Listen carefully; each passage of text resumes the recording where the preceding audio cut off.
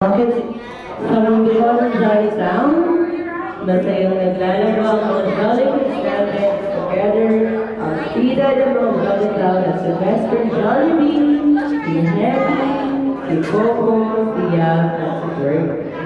Habang naglalaro ng mga kids natin, may dumating na witch na ang pangalan ay Kuya Nick.